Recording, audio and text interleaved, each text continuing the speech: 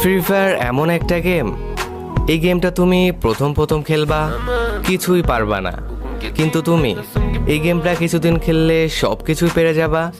তখন দেখবা ইচ্ছা করলেও আর এই গেমটা তুমি ছাড়তে পারবে না।